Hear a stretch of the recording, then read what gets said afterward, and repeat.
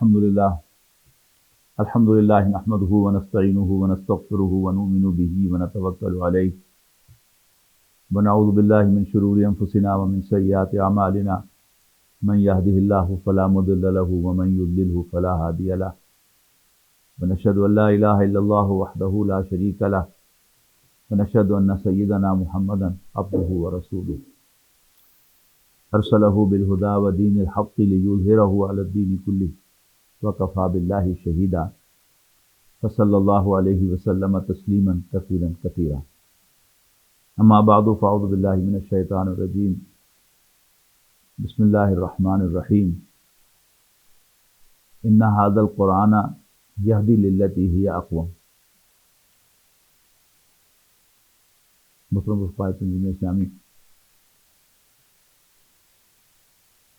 سالانہ اجتماع کے لیے جو عنوان مجھے دیا گیا ہے وہ ہے قرآن حکیم، کتاب ایمان و انقلاب. ایمان کے دو اسپیکٹس ہیں بنیادی. ایک ہے ایمان باللہ اور دوسرا ہے ایمان بالرسالت. اور پھر ایمان بالرسالت کے تھرو ہے ایمان بالآخرت. ان تینوں اعتبارات سے قرآن مجید سب سے بڑی سورس ہے ایمان کی، سب سے بڑا منبع ہے ایمان کا. ایمان باللہ کے سلسلے میں جو بنیادی بات ہے وہ ہمیں سمجھنی چاہیے کہ وہ کیا ہے. ایک تصور اس کائنات کے بارے میں یہ ہے کہ یہ کائنات آپ سے آپ بن گئی. جسے علامہ اقبال نے ابلیس کی مجلس شورا کے پہلے مصرے میں یوں بیان کیا، یہ عناصر کا پرانا کھیل یہ دنیا دھوں. کہ یہ عناصر سوڈیم، ہائیڈروجن، پوٹاشیم، نائٹروجن یہ ہمیشہ سے موجود تھے اور ان کے درمیان ایکشنز اور ریئیکشن سے یہ کائنات جو ہے اس شکل میں آ گئی. یہ ایک تصور ہے. اس کے مقابلے میں یہ ماننا کہ یہ کائنات آپ سے آپ پیدا نہیں ہوئی، اس کو ایک پرسونیفائڈ بینگ، کوئی فورس نہیں، پھر تو وہی چیز ہو گئی آپ آٹومیٹک والی. تو ایمان باللہ کا ہمیں بڑا کلیئر کانسیپٹ ہونا چاہیے کہ ایمان باللہ اللہ تعالیٰ کے پرسونیفائڈ بینگ کو، اس وجود کو ماننا ہے کہ اللہ تعالیٰ ایک زندہ جاوید ہستی ہے، کوئی فورس نہیں ہے. جہاں بھی کوئی پرسونیفائڈ بینگ ہوگا تو وہ یس بھی ہوگی، وہاں پر نو بھی ہوگی، پسند بھی ہوگی، ناپسند بھی ہوگی، اپریشیٹ بھی کیا جائے گا اور کنڈیم بھی کیا جائے گا. تو یہ سارے کیا ہیں؟ یہ پرسونیفائڈ بینگ ہیں. تو قرآن مجید کا ایک بہت بڑا حصہ ہے جو ہمیں توجہ دلاتا ہے کہ یہ کائنات اللہ تعالیٰ نے خود بنائی ہے، یہ آپ سے آپ پیدا نہیں ہوئی. اور اس میں سمجھتا ہوں کہ اللہ تعالیٰ کو پہچاننے کے اعتبار سے جو اصل غور و فکر کا جس کی دعوت قرآن مجید دیتا ہے اس کو بھی ہم اختصار سے سمجھ لیں کہ سورۃ واقعہ میں 4 نشانیاں اللہ تعالیٰ کی بیان کی گئی ہیں. افرأیتم ما تمنون، کیا تم نے کبھی غور کیا کہ تم کیا ٹپکاتے ہو؟ یعنی عورت کے رحم میں ایک گندے پانی کی بوند ٹپکاتے ہو. انتم تخلقونہ ام نحن الخالقون، کیا تم اس کو بناتے ہو یا ہم اس کے بنانے والے ہیں؟ obviously ہمیں تو پتہ بھی نہیں کہ اس کے ساتھ کیا کچھ ہو رہا ہے رحم کے اندر، لیکن اللہ تعالیٰ نے وہاں پر ایک پوری مشینری سیٹ کی ہے. عورت کا سارا ہارمونل سسٹم، اس کی ساری فزیولوجی، ساری بایو کیمسٹری جو ہے وہ اس پروسیس کے گرد گھوم رہی ہے. It can not be an accident. یہ سمجھنے کی بات ہے کہ یہ حادثتاً نہیں ہو سکتا، اس لیے کہ حادثات ڈسٹرکشن، کوئی تباہی تو لا سکتے ہیں لیکن کبھی کوئی کنسٹرکشن وہ نہیں کر سکتے. یہ جو کائنات ایک کنسٹرکشن ہے، ایک پورا آرگنائز سسٹم ہے، یہ آپ سے آپ نہیں ہو سکتا، یہ اللہ تعالیٰ نے بنایا ہے. اور پھر اس پیچھے میں پھر اللہ تعالیٰ کا شکر شامل ہو جاتا ہے کہ اللہ تعالیٰ نے مجھے صاحب اولاد بنانے کے لیے یہ سارا ایک نظام جو ہے اللہ تعالیٰ نے بنایا ہے، میری بیوی بنائی ہے، اس کے اندر اس نطفے کو پروسیس کرنے کے لیے، اس کو آگے ڈیولپ کرنے کے لیے ایک بچہ بنانے کے لیے پورا کا پورا نظام اللہ تعالیٰ نے سیٹ کیا ہے، تو اس میں شکر کا چلتا ہے۔ پھر کیا تم نے کبھی غور کیا تم بوتے کیا ہو؟ ایک چھوٹا سا دانا، انتم تزرعون، کیا تم اس کو اگاتے ہو؟ ام نحن الزارعون، یا ہم اس کے اگانے والے ہیں۔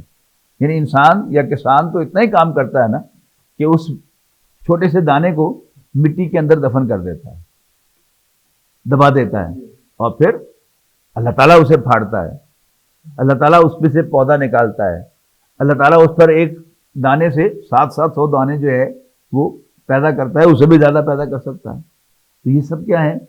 یہ آٹومیٹکلی خود نہیں ہو سکتا۔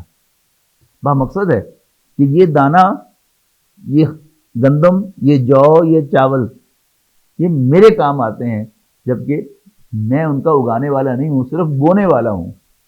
تو یقیناً کون کر رہا ہے میرے لیے؟ وہ میرا رب ہے، وہ میرا اپنا ہے اور میں اس کا بندہ ہوں، اور وہ میرے لیے سارا بندوبست جو ہے میرے کھانے کے لیے کر رہا ہے۔ اسی طرح پانی کی طرف توجہ دلائی کہ کبھی تم نے غور کیا اس پانی پر جو تم پیتے ہو، ما الذی تشربون انتم انزلتموہ من المزن ام نحن المنزلون، کیا تم اسے بادل سے نیچے لے کے آئے ہو یا ہم اس کے نیچے لانے والے ہیں؟ obviously جو ہمارا علم آگے بڑھ رہا ہے تو ہمیں احساس ہو رہا ہے، پتہ چل رہا ہے ہمیں کہ وہ جو پانی ہم پیتے ہیں وہ خلیج بنگال سے آتا ہے، وہاں سے جو بخارات اٹھتے ہیں وہ اوپر جاتے ہیں اور پھر ٹھنڈے ہوتے ہیں، اور پھر ہوا انہیں لے کے جاتی ہے، کوہ ہمالیہ سے ٹکراتے ہیں اور پورے انڈو پاک سب کانٹیننٹ کے اندر پھر وہ بارش کا باعث بنتے ہیں۔ It can not be an accident. اگر ایکسیڈنٹ ہی ہو، حادثہ ہی ہو، تو کبھی ادھر مڑ جائیں کبھی ادھر مڑ جائیں۔ They are so organise. تو اتنا یہ روز جو ہم دیکھتے ہیں سیٹلائٹ پر وہ بتاتے ہیں موسمیات والے، کہاں سے پتہ ہے؟ اگر تو یہ ایکسیڈنٹس ہوں پھر there should be no planning. لیکن یہ جو فور کاسٹ بتا رہے ہیں کہ جی اگلے ہفتے میں یہ ہوگا، یہ ہوگا، وہ ہوگا، ان کی فور کاسٹ، ان کی پیشین گوئیاں غلط بھی ہوتی ہیں، لیکن اتنی آرگنائزڈ ہیں، پری پلانڈ ہیں، جہاں جہاں انسان اس پلان کو جا کر ٹچ کر رہا ہے، پہنچ رہا ہے، تو اس کی انفارمیشن مل رہی ہے۔ لیکن یہ بہرحال ماننا پڑتا ہے کہ یہ ایکسیڈنٹ نہیں ہے، یہ حادثہ نہیں ہے، اس کا کوئی بنانے والا اور اس کا کوئی چلانے والا ہے اس انتظام کو، اور وہ اللہ تعالیٰ کی ذات۔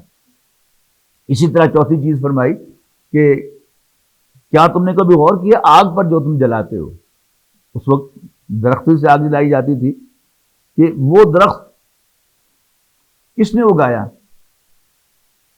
کس نے اس کو پھیلایا کہ جو خشک ہو جاتا ہے تو تم اس کو جلاتے ہو؟ آج ہمارے سوچنے کی بات کیا ہے؟ آج ہم گیس اور پیٹرول جلاتے ہیں، کہاں پڑا ہوا یہ؟ یعنی زمین کے بھی 5000 10,000 فٹ نیچے، اور سطح سمندر تو کیا اس کے سمندر کی جو طے ہے اس سے بھی ہزاروں فٹ نیچے جو ہے وہ گیس اور تیل کے ذخائر ہیں۔ کس کی کیا جائے؟ میرے اور آپ کا چولہا جلانے کے لیے، اور میرے اور آپ کی گاڑی چلانے کے لیے، میرے اور آپ کی موٹر بائک چلانے کے لیے، میرے اور آپ کی مشینری اور انڈسٹری کو چلانے کے لیے۔ تو یہ کیا ہے؟ یہ ہمارے مالک کے ہمیں پرووائڈ کرنے کے بندوبست ہیں، ہمیں عطا کرنے کے، رزق دینے کے بندوبست ہیں۔ تو ایمان باللہ جب ہم کہتے ہیں تو بڑا کلیئر ہونا چاہیے کہ قرآن مجید ہمیں جو ایمان دیتا ہے، روشنی کہتا ہے نا، اللہ نور السماوات والارض مثل نورہ کمشکات فیہا مصباح المصباح فی زجاجہ، کہ اللہ آسمانوں اور زمین کے لیے روشنی کی مانند ہے، منتخب نصاب میں شامل ہے۔ مطلب کیا اس کا؟ اللہ کو مان لیں تو یہ کائنات روشن ہو جاتی ہے، اللہ کا انکار کر دیں، اللہ تعالیٰ کا انکار کر دیں تو یہ کائنات اندھیر نگری چوبٹ تلاش ہو جاتی ہے۔ آپ جا رہے ہیں کسی پہاڑی علاقے میں، سفر کر رہے ہیں، اور آپ کی اچانک نظر پڑتی ہے تو یہ ڈرائیور تو جمائیاں لے رہا ہے، آپ کو فوراً دل جو ہے وہ دھک دھک کرنے لگتا ہے کہ کسی کھاڑی نہ لا کے مار دے۔ اور اگر آپ کو نظر آئے کہ ڈرائیور جو ہے وہ بڑا الرٹ بیٹھا ہوا ہے، اس نے دونوں ہاتھ اسٹیئرنگ پہ رکھے ہوئے ہیں اور نظر اس کی بالکل سیدھے ہے، آپ بڑے آرام سے سو جاتے ہیں۔ تو اگر ہمیں اس کائنات کو ایک حادثہ ہم سمجھیں گے تو ڈر، خوف رہے گا، لیکن جو ہی ہم مانیں گے کہ یہ آپ سے آپ نہیں چل رہی، میرا مالک جس کو پورا علم بھی ہے، پورا کنٹرول بھی ہے، وہ اس کو چلا رہا ہے، تو دین وی کین ریلیکس۔ تو ہم بڑے آرام سے یہاں پر پاؤں پھیلا کر سو سکتے ہیں اس پہلو سے کہ کوئی ڈرنے کی بات نہیں ہے، جو مجھے ملنا ہے وہ مل کے رہنا ہے، جو نہیں ملنا وہ کبھی نہیں مل سکتا، جو واقعہ میرے ساتھ پیش آنا ہے وہ آ کے رہے گا، حادثہ نہیں، میرے رب کے فیصلے سے۔ تو یہ تو ہے ایمان باللہ۔ ایمان بالرسالت، اس میں قرآن مجید کا سورس ہونا کیا ہے کہ نبی اکرم صلی اللہ علیہ وسلم نے اپنے رسول ہونے کی دلیل، واحد دلیل قرآن مجید کو پیش کیا کہ میرے رسول ہونے کی دلیل قرآن مجید ہے۔ قرآن مجید کا ایک ہے لٹریری پہلو، ادبی پہلو، اس کو تو ظاہر ہے اردو عربی ہماری زبان نہیں ہے، ہم اس کو اپریشیٹ نہیں کر سکتے، لیکن بہت سے قرآن مجید کے ایسے مقامات ہیں کہ جن کو ہم پڑھتے ہیں تو دل گواہی دیتا ہے کہ یہ میرے مالک، اس کائنات کے خالق ہی کا کلام ہو سکتا ہے، کسی اور کا نہیں ہو سکتا۔ اس میں اپنی ذاتی مثال دیتا ہوں کہ سورہ آل عمران کی آیت نمبر 14، زُيِّنَ لِلنَّاسِ حُبُّ الشَّهَوَاتِ مِنَ النِّسَاءِ وَالْبَنِينَ وَالْقَنَاطِيرِ الْمُقَنطَرَةِ مِنَ الذَّهَبِ وَالْفِضَّةِ وَالْخَيْلِ الْمُسَوَّمَةِ وَالْأَنْعَامِ وَالْحَرْثِ ذَلِكَ مَتَاعُ الْحَيَاةِ الدُّنْيَا وَاللَّهُ عِندَهُ حُسْنُ الْمَآبِ، کہ پرکشش بنائی گئی ہیں لوگوں کے لیے ان کی خواہشات کی محبتیں، وہ خواہشات جو انہیں لاحق ہیں عورتوں سے، بیٹوں سے، مال و دولت کے ڈھیروں سے، اور سونے چاندی کے ڈھیروں سے، یعنی مال و دولت سے، عمدہ نسل کے گھوڑوں سے، اور مویشیوں اور کھیتیوں سے۔ اب انسان کی ایک زبردست تصویر کھینچی گئی ہے جو 100% درست ہے، یعنی ایک ترتیب ہے، سب سے ایک نمبر پر بیان کیا عورت کو، اور مرد جو ہے وہ اپنے ذرا گریبان میں جھانکے تو 99% جو اس کی غیر ارادی حرکتیں ہوتی ہیں وہ وومن اورینٹڈ ہوتی ہیں، وہ عورت کے پیچھے ہوتی ہیں۔ اور دوسرے نمبر کہا ہے بیٹے، جو اس کی شعوری حرکتیں ہیں وہ 95% اس کی اپنی اولاد کے لیے ہوتی ہیں۔ آپ دن بھر کام کرتے ہیں، کوئی قلم چلا رہا ہے، کوئی کسی چلا رہا ہے، کوئی اینٹیں لگا رہا ہے، کوئی ٹانگا چلا رہا ہے، کوئی رکشہ چلا رہا ہے، فور ہوم، وہ بیٹے کے لیے ہے کہ میں گھر بنا لوں، میں گھر اپنے بیٹے کو جانے سے پہلے دے کے جاؤں، وہ بیٹا میرا جو ہے وہ پریشان نہ ہو، بچوں کی روٹی، بچوں کا پانی، بچوں کا آرام، بچوں کے کپڑے، ان کے لیے ہم دن بھر محنت کرتے ہیں، تو وہ نمبر 2 پر لایا گیا ہے۔ پھر دولت کا کریز، اور دولت، یعنی کام تو چل رہے ہیں لیکن ہم میں سے ہر شخص جو ہے اس کی خواہش ہے کہ مجھے اور مل جائے، اور مل جائے، اور مل جائے۔ پھر جو کہا ہے کہ نشان زدہ گھوڑے، یعنی گھوڑا سواری ہے نا، لیکن نشان زدہ گھوڑے، آج ہم کیا کہیں گے، آج ہماری سواری جو ہے وہ کار ہے، لیکن کار والا جو ہے، کار تو سوزوکی مہران بھی کار ہے، اور مرسیڈیز اور لینڈ کروزر بھی کار ہے، لیکن بہرحال مرد کی کمزوریوں میں سے ہے، اس کے پاس اگر مہران ہے تو 4 پیسے اور آئیں گے تو وہ کلٹس ضرور لے گا، اور 4 پیسے آئیں گے تو کرولا بھی لے گا، اور 4 پیسے آئیں گے تو لینڈ کروزر بھی لے گا۔ یہ کیا ہے، یہ انسان کی کمزوری ہے۔ اور بڑھاپے میں جا کر بڑے بڑے انڈسٹریز، ایک تو نا ذمہ دار کاشتکار شروع سے، وہ تو کھیتی اور مویشیوں سے پیار کرتے ہی ہیں، مویشی پالتے ہیں، کھیتی باڑی کرتے ہیں، لیکن بڑے بڑے انڈسٹریلسٹ اور بڑے بڑے کاروباری لوگ بھی بڑھاپے میں جا کر وہ فارم ہاؤس بناتے ہیں اور وہاں پر کاشتکاری کرتے ہیں اور مویشی پالتے ہیں۔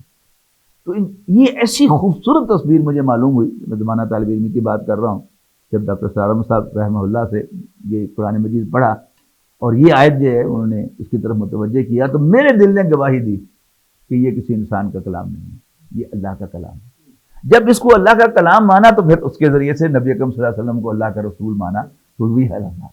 اچھا، اور قرآن مجید پڑھتے ہوئے، قرآن مجید کو اگر آپ ٹیکسٹ کا اندازہ لگائیں، قرآن مجید کا جو مین ٹیکسٹ ہے، الحمدللہ رب العالمین سے شروع کریں والناس تک چلے جائیں، قرآن مجید کا کوئی صفحہ آپ کو ایسا نہیں ملے گا جس میں ڈائریکٹلی اور انڈائریکٹلی، براہ راست یا بالواسطہ آخرت کا تذکرہ ہو۔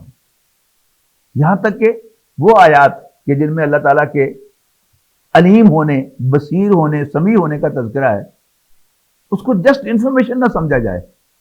جب ہم نے یہ مان لیا کہ یہ اللہ کا کلام ہے، میرے مالک کا، میرے رب کا، میرے خالق کا کلام ہے، تو پھر وہ جو سب سے زیادہ چیز دے رہا ہے ہمیں، وہ کیا ہے، وہ ایمان بالآخرت ہے۔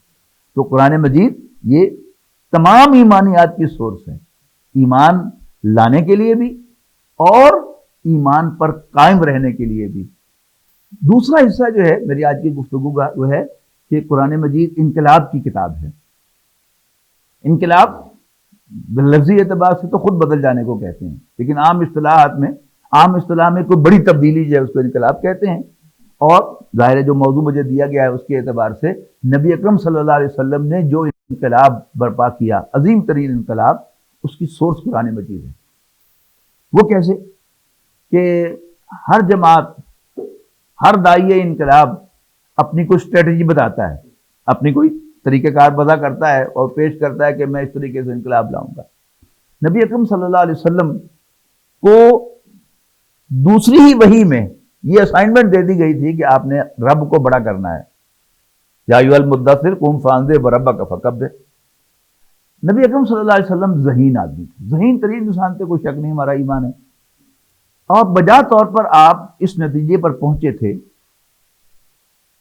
کہ یہ ایک قبائلی معاشرہ ہے، جب تک قبائل میرا ساتھ نہیں دیں گے، under the leadership of their leaders, قبائلی سرداروں کی قیادت میں جب تک قبائل میرا ساتھ نہیں دیں گے میں کچھ بھی حاصل نہیں کر سکتا۔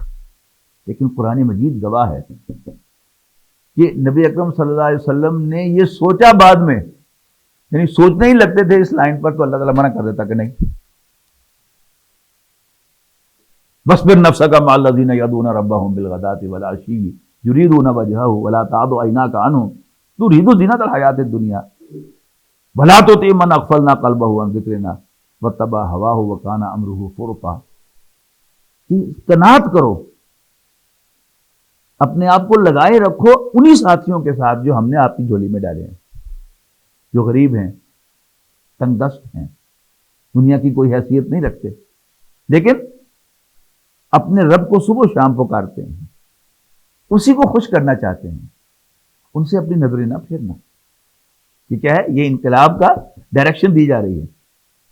اور وَلَا تُطِعْ مَنْ أَغْفَلْنَا قَلْبَهُ عَنْ ذِكْرِنَا، اس کا کہنا نہ ماننا کہ جس کے دل کو ہم نے اپنی یاد سے غافل کیا ہوا ہے۔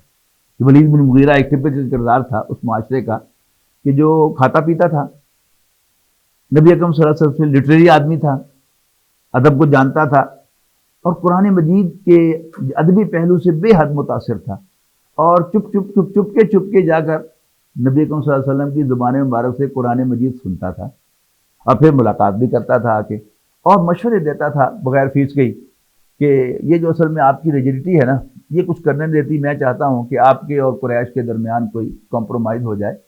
ابھی ریجیڈیٹی کیا ہے؟ ہم تو بڑی ٹھاٹ سے تبت یدا ابی لہب وتب یعنی لاؤڈ سپیکر پر مغرب کی نماز میں پڑھ لیتے ہیں۔ کبھی آپ نے غور کیا کہ جب ابو لہب مکہ مکرمہ میں زندہ موجود تھا اور نبی اکرم صلی اللہ علیہ وسلم تبت یدا ابی لہب وتب پڑھتے ہوں گے تو کیا زلزلہ آتا ہوگا مکہ مکرمہ میں؟ لیکن نبی اکرم صلی اللہ علیہ وسلم کو اللہ تعالیٰ اجازت نہیں دے رہا کہ وہ ولید بن مغیرہ کی انسٹرکشن پر عمل کریں، بلکہ کیا ہے؟ جو بھی تم پر نازل کیا گیا اس کو ڈنکے کی چوٹ کہو، کچھ چھپانا نہیں۔ اور فذکر بالقرآن من یخاف وعید، کہ ہر اس شخص کو جو میری ڈانٹ سے ڈرتا ہو۔ یہ سمپل سی بات ہے کہ قانون کس کے لیے ہوتا ہے؟ جو قانون کا احترام کرے، جو بدماشی دکھائے، آکڑے میں نہیں ماننا، اس کا کوئی علاج ہے؟ اس کو تو پھر اس کو پکڑ کے جیل میں ڈال دو اگر امکان ہے تو، ورنہ ہر وقت تو امکان نہیں ہوتا۔ آپ کے پاس طاقت ہوگی، حکومت ہوگی، وہ مضبوط ہوگی، اپنے پاؤں پر کھڑی ہوگی، بیساکھیوں پر کھڑی نہیں ہوگی، تو پھر آپ اس کے خلاف ایکشن بھی لے سکتے ہیں۔ تو پہلا کام کیا ہے؟ فذکر بالقرآن من یخاف وعید، جو بھی میری ڈانٹ سے ڈرتا ہے آپ اسے نصیحت کرتے رہیں، قرآن مجید کے ذریعے سے نصیحت کرتے رہیں۔ یہاں بھی ایک اور بات نوٹ کرنے کی ہے کہ انبیاء کرام سارے کے سارے جن کا تو قرآن مجید میں تذکرہ ہے، وہ آپ کو واعظ کہتے ہوئے نظر آتے ہیں، لیکچر دیتے ہوئے نظر نہیں آتے۔ واعظ میں اور لیکچر میں کیا فرق ہے؟ کہ لیکچر ہوتا ہے وہ ایک موضوع پر ہوتا ہے، اور اس میں اول سے لے کر اس کو بیان کرتے کرتے ٹاپ پہ جا کے پھر آ کے ختم کرنا ہوتا ہے۔ لیکن نصیحت، واعظ، یہ کیا ہوتا ہے کہ کوئی کہنے والا، خواہ وہ صاحب علم نہ ہو، اس کی زبان فصیح و بلیغ نہ ہو، الفاظ مناسب نہ ہو، ٹوٹے پھوٹے الفاظ میں اپنے دل سے کوئی بات کہے، اور اگر سننے والا کھلے دل کے ساتھ بیٹھا ہوا ہو بغیر کسی تعصب کے، تو وہ بات سیدھی اس کے دل میں اتر جائے، اسے واز کہتے ہیں۔ تو انبیاء کرام سے اور خود نبی اکرم صلی اللہ علیہ وسلم سے واز ثابت ہیں، کسی موضوع پر لیکچر نبی اکرم صلی اللہ علیہ وسلم سے ثابت نہیں ہے۔ اور قرآن مجید تو یہی کہہ رہا ہے کہ فذکر بالقرآن من یخاف وعید۔ فرق کیا ہوگا؟ یعنی ہمیں تانا دیا جاتا ہے کہ ہم قرآنی تبلیغی جماعت ہیں، کیوں؟ بالکل صحیح تانا ہے کہ باقی لوگ جو ہیں وہ واز کہتے ہیں تو وہ اپنی زبان میں کوئی بات کہتے ہیں۔ تنظیم اسلامی کو اللہ کے فضل و کرم سے یہ اعزاز حاصل ہے کہ ہم قرآن مجید کے حوالے سے واز کہتے ہیں، قرآن مجید جو ہے دوسروں کو پہنچاتے ہیں اور ان کے دل میں اترنے کی کوشش کرتے ہیں۔ دوسری بات کہ نبی اکرم صلی اللہ علیہ وسلم نے بھی خود انقلاب کے نعرے نہیں لگائے مکہ مکرمہ میں، یعنی کل 2-3 آیات آپ نکالیں گے، ربہ کا فکبر نکال لیں گے، سورہ شورا کی 1-2 آیات نکال لیں گے کہ جن سے یہ بات پتہ چلتی ہے کہ نبی اکرم صلی اللہ علیہ وسلم کو اسائنمنٹ مل رہی ہے کہ وہ دین کو قائم کریں اور لوگوں کے درمیان عدل قائم کریں۔ امرت لأعدل بینکم۔ باقی قرآن مجید میں وہ بنیادی جو واز ہے وہ عام ہے۔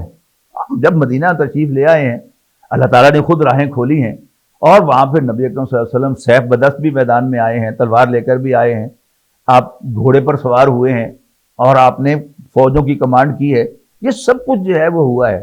اور اس کی بھی وہاں جا کر تو پھر باقاعدہ ایسا معلوم ہوتا ہے کہ جیسے ایک مینول ہوتا ہے کسی مشین کا جو اس کے ساتھ ملتا ہے، تو ڈے ٹو ڈے انسٹرکشن ہے، اب یہ کر لو، اب یہ کر لو، اب یہ کر لو، یہ تمام جو ہیں اس میں پھر تبصرے کہ یہ جو ہوا تھا واقعہ اس میں تم سے یہ کوتاہی رہ گئی تھی، یہاں جو ہوا تھا اس میں یہ ٹھیک تھا، یہ غلط تھا، غزوہ احد میں تم نے یہ کیا اس لیے ہم نے تمہیں یہ سبق سکھایا۔ تو یہ سب چیزیں جو ہیں آپ کو قرآن مجید میں سے ملیں گی۔ قیامت تک جب بھی کوئی تحریک اٹھے گی اللہ کے دین کو قائم کرنے کے لیے، کوئی تبدیلی لانے کے لیے، تو اس کا بہترین مینول جو ہے وہ قرآن مجید ہے کہ پہلے ان کو قرآن مجید سنا کر ان کے دل میں ایمان پیدا کیا جائے، اور پھر وہ لوگ کہ جو اللہ کو اپنا رب مان لیں، نبی اکرم صلی اللہ علیہ وسلم کو اللہ کا رسول مان لیں، اور اس زندگی کے مقابلے میں آخرت کو اصل زندگی سمجھنا شروع کر دے، تو اب یہ فورس تیار ہو گئی، اب انہیں لاؤ، ان کو آرگنائز کرو، اور پھر آرگنائز کر کے اب کفر کے اوپر جو ہے وہ کفر کو للکارو، جو ظالموں کو للکارو، اور پھر ایک خاص اسٹریٹجی سے جو بھی ڈے ٹو ڈے اللہ تعالیٰ سے دعا مانگتے ہوئے اس کو لے کر چلو، تو انشاءاللہ کامیابی ہوگی۔ تو قرآن مجید بلا شبہ یہ ایمان کا سب سے بڑا سورس بھی ہے اور انقلاب کے بارے میں سب سے بڑا گائیڈ بھی ہے۔ اسی پر میں آج کی گفتگو ختم کرتا ہوں، اللہ تعالیٰ سے دعا کے ساتھ، اس دعا کے ساتھ کہ جو بات صحیح اللہ تعالیٰ نے میرے دل میں ڈالی ہے اس پر مجھے جما دے، اور آپ کا دل بھی اس پر ٹک جائے، اور جو بات غلط مجھے سمجھ میں آئی ہے اللہ تعالیٰ میرے دل سے ہی محو کر دے، اور جو بیان میں نے کر دی ہے تو آپ حضرات کے دل سے بھی وہ بات محو کر دے۔ اقول قولی ھذا واستغفر اللہ لی ولکم ولسائر المسلمین والمسلمات۔